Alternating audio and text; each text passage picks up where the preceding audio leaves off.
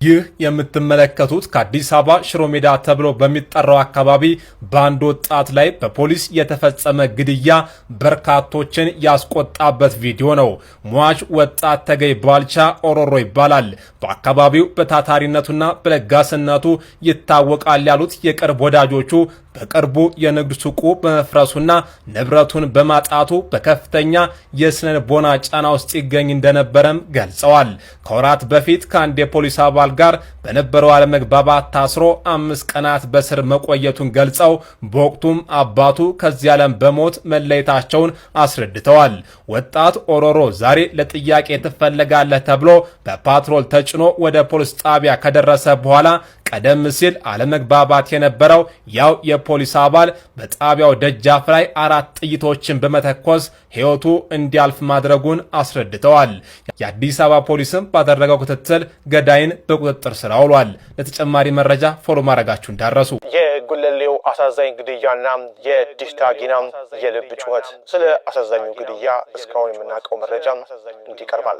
የሰው ልጅ ሕይወት ያውም የዜጎችን ደህንነት ለመጠበቅ ኃላፊነት በተሰጠ የጸጥታ አካል እጅ ሲቀጠፍ ከማየት በላይ ልብ የሚሰብር ክስተት የለም። በአዲስ አበባ ከተማ የተፈጸመው አንጀት የሚበላም የአንድ ዜጋችን ግድያም ተከትሎም የከተማው ፖሊስ ተቋም ድርጊቱን በጽኑ ሲያወግዝ፣ ዲሽታጊና በሚባለው ተወዳጅ ስራው የሚታወቀው ድምፃዊ ታሪኩ ጋንኪሲ ደግሞ ጥላቻና ፍርሃትን የሚያወግዝ ጥልቅ የልብ ጩኸቱን አሰምቷል። የአዲስ አበባ ፖሊስ ዋና መምሪያ ይፋ ባደረገው መረጃ መሰረት የአሳዛኝ ክስተት የተፈጠረው ሚያዝያ 29 ቀን 2018 ዓ.ም በጉለሌ ክፍለ ከተማ ወረዳ 1 አካባቢ ነው። በዕለቱ ከቀኑ 10 ሰዓት ከ40 ላይ ረዳት ሳጅን ማቴዎስ ተመቸው የተባለ የፖሊስ አባል አቶ ተገኘ ባልቻ የተባሉትን ግለሰብ በክላሽንኮቭ ጠመንጃ ተኩሶ ሕይወታቸው እንዲያልፍ አድርጓል። ፖሊስ ግድያውን የፈጸመውን አባል ወዲያውኑ በቁጥጥር ስር ውሎ ምርመራ ጀምሯል። ከዚህ ዘግናኝ ድርጊት ጀርባ ያለውን መንስኤ ፖሊስ ሲያብራራም በሟችና በፖሊስ አባሉ መካከል ከዚህ ቀደም የተፈጠረ ቂም እንደነበር ጠቁሟል። ከዚህ በፊት በተፈጠረ ጠብ አቶ ተገኝ በፖሊስ አባሉ ላይ ጉዳት አድርሰው ታስረው በዋስ ወጥተው ነበር። ይሁንና በዕለቱ ሟች በሌላ ወንጀል ተጠርጥረው በፖሊስ ተይዘው ወደ ጣቢያ ሲመጡ ከመኪና ወርደው ወደ ውስጥ አንገባ በማታቸው በተፈጠረ ግብግብ ይህ አሳዛኝ ግድያ ሊፈጸም ችሏል። የአዲስ አበባ ፖሊስ ይህን ድርጊት ፍጹም ተቀባይነት የሌለው ኢሰብአዊ ድርጊት ሲል በጽኑ አውግዞታል። ምንም እንኳን ግለሰቡ ከፖሊስ አባላት ጋር ግርግር መፍጠራቸው ተገቢ ባይሆንም የፖሊስ አባሉ የወሰደው የጭካኔ እርምጃ የፖሊስን ዓላማ የሚጻረርና ተቋሙን የማይወክል መሆኑን አስረግጦ በመግለጽ ለሟች ቤተሰቦችና ወዳጅ ዘመዶች መጽናናትን ተመኝቷል። ይህ በእንዲህ እንዳለ ታዲያ የሀገሪቱን ወቅታዊ ሁኔታና የሰዎችን ሕይወት በከንቱ መጥፋት በቅርበት የሚታዘበው ተወዳጁ ድምፃዊ ታሪኩ ጋንኪሲ ወይም ዲሽታጊና ሀዘኑን ከመግለጽ ባለፈ ልብን ሰርስሮ የሚገባ የማንቂያ መልእክት አስተላልፏል። በአሁኑ ወቅት ሰዎችን እርስ በርስ እያባላ ያለውን የፍርሃትና የጥርጣሬ ግድግዳ እንድናፈርስ ጥሪውን አቅርቧል። ጎረቤትህ ጠላት አይደለም፣ እሱም እንዳንተ በኑሮ ውድነት የሚቃጠል የሰላም ጥማት ያለው ወንድም ነው በማለት የጻፈው ታሪኩም ችግራችን የዘር ሳይሆን እርስ በርሳችን እንድንፈራራ የሚያደርገን የፍርሃት ግድግዳ መሆኑን አስምሮበታል።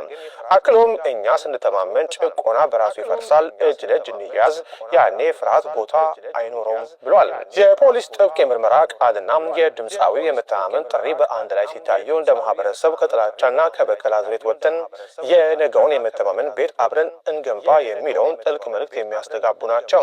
የሰው ልጅ ሕይወት ክቡር ነው።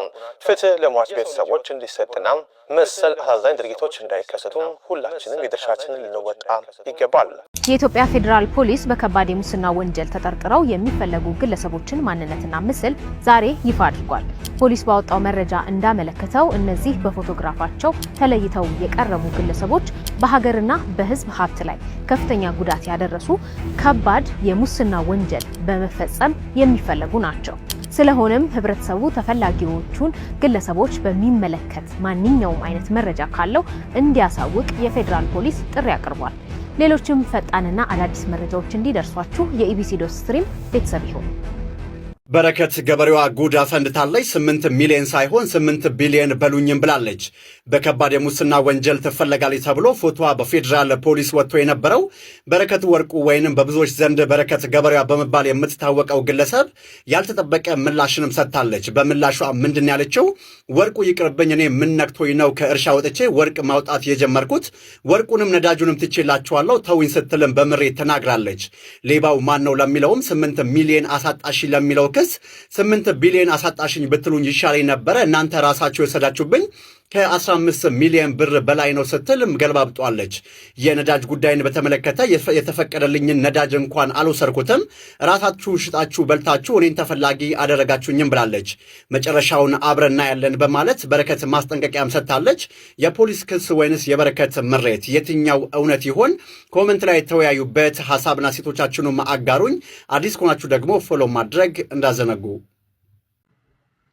የሞቀ ኑሮሽን ለምንድን ነው የተወሽው? እስኪ የሞቀ ኑሮሽ እንዴት ነበር አሳይን። ባለሽበት ሀገር ልክ እንደ ኢትዮጵያ ሰፊ መሬት ወስደሽ ታርሺ እንደነበር እስኪ እሱን አሳይን። ባለሽበት ሀገር ለቁጥር የሚያዳግቱ መሬቶች አሉሽ። በቀጭን ደብዳቤ መሬት ትወስጃለሽ። ከገዢው ፓርቲ ሰዎች ጋር ትመሳጠሪያለሽ፣ ትቸበችቢያለሽ። ከዛን የጥቅም ጉዳይ ይመጣል። ከዚህ በሙስና ከተጠላለፍሻቸው ሰዎች ጋር ስትጋጪ አገሬ ጎዳችን ትያለሽ። ይህ አለመሰልጠን ነው፣ ድንቁርና ነው። ማን አለ እንዳንቺ? አሁን 67,000 ሊትር የወሰደ ኢትዮጵያ አለ እዚህ ውስጥ? እንትን ገንብቼ እዚህ ስላሉ በሙሉ እስኪ አንድ ቢሊዮን ብር ስጫቸው፣ እንዴት እንደሚገነቡ ያሳዩሻል። እዚህ ውስጥ አንዳንድ ቢሊዮን ብር ከዚች ሀገር ላይ ወይም ደግሞ ከገዢው ፓርቲ ሰዎች ጋር ተመሳጥራችሁ ማግኘት ብትችሉ ስንት ትምህርት ቤት ትገነባላችሁ? አጭበርብረሽ አታለሽ ኮንትሮባንድ ሰርተሽ መሬት ሸጠሽ ለውጠሽ ለገጽታ ግንባታ ትምህርት ቤት ብትገነቢ የተቸገሩትን ብታበይ እና በዚች በይለፍ ቃል ከህግ ለማምለጥ ነው? ወንጀል ስለሰራሽ በቃ ለመኖር ነው? አንቺ ያለሽን እድል ሁሉም ኢትዮጵያዊ ለምንድን ነው የማይኖረው? እንደዛ ከሆነ አንቺ የተጠቀምሽውን ያህል ማን ተጠቀመ? በነገራችን ላይ እያወራለሁ ስለ በረከት ገበሬዋ ነው። በደንብ እነግራችኋለሁ። ልክ የሚያደርጉትን አድርገው ከጨረሱ በኋላ የሚወስዱትን ወስደው ከጨረሱ በኋላ ከወሰዱትና በኪሳቸው ካከማቹት ሩቧን ምስኪኖች ላይ አውቀው ለገጽታ ግንባታ ኢንቨስት ያደረጉና ያችን እንደ ይለፍ ቃል እያሳዩ እኔ ለዚች ሀገር ደምቻለሁ፣ ሞቻለሁ፣ መጨረሻ ላይ ግን ምላሽሽ አንቺ ሀገር ይሄ ይሁን ይሏቸዋል። አንቺ ሀገራዊ ምላሽሽ ይሄ ይሁን። በደንብ እናያለን። ስለ ሰው ጉዳይ እናወራለን። የፖሊስ ሪፖርትን እናነባለን። ሀገራችሁን ውለዱ። ሌላው የበረከት የሚመስለኝ የእናቷ ግፍ ነው። በረከት ሌባዋ ልንገርሽ፣ አሁንም የእናትሽ ግፍ ነው ይሄን ያደረገብሽ። የገዛ እናትሽን እኔ የእናትሽን ነገር ከሰማሁ በኋላ ነው የተናገርኩሽ። ከዛ በኋላ ዮኒ ማኛ ቻፓ ጠይቀው እምቢ ስላልኩ ሰደበኛል። ሌላው ሁሉ ተናግሮሻል። ሌላው እያንዳንዱ ተናግሮሽ እያንዳንዱን ሰው ምንም ሳትይ የዮኒ ማኛ ግን አመመች። ለምን? እኔ እናትን አምናለሁ። እናትሽ በጣም የኢትዮጵያ እናት ናት። ቲፒካል እናት። ገንዘብ ሲኖርሽ የከዳሻት፣ ምንም ስለ እናትሽ ደንታ የሌለሽ ጨካኝ ሴት ስለሆንሽ እግዚአብሔር አምላክ አሳየሽ። በሌብነት መሀይም ሌባ ነው። መሀይም ደፋር ሌባ ነው። ሼም የለውም። አስበው፣ ኢትዮጵያ ላይ ነዳጅ እንደዛ ተወዶ እንደዛ ህዝቡ ተቸግሮ ከጅቡቲ ታስመጣለች። ከማን ጋር? ከሷ ተባብራ ከማን ጋር? በሷ ነው ገንዘብ የምታስመጣው። በሷ ገንዘብ አስደርጋ አስመጥታ ከማን ጋር? ከብልጽግና ካድሬዎች ጋር አድርጋ ስትበላ፣ ብልጽግናም ይሄ ነገር ስለሚያስጠይቀው ስለሚያውቅ በዚህ ሰዓት ፍትጊያ ላይ ናቸው። ፍትጊያ ብልጽግና የተባለ የካድሬ የሌባ ማት ቼን አላቸው። ስንትና ስንት ሺህ ሊትር ነዳጅ በምቿ አስመጥታ በምትፈልገው ጫፓ ስጨበጭበው። በረከት ገበሬዋን በስልክ አግኝቻት ነበረና አንዳንድ ነገሮች ስናወራ ነበር። እንዲሁም ደግሞ ሀሳቧን ከጽሁፍ በዘለለ እንዲህ ላይቭ ቲክታክ ላይቭ ላይ መታ ለህዝቡ መናገር ማሳወቅ ትፈልጋለች። እንዲሁም ደግሞ አሁን ተበርሲሳን በወቅታዊ ጉዳይ ላይ ኢንቫይት አድርጋው ከእሱ ጋር መነጋገር ትፈልጋለች። አንዳንድ እስከሱ ጋር በማስረጃና በሰነድ ከሱ ጋር መነጋገር የምትፈልገው ጉዳይ አላት።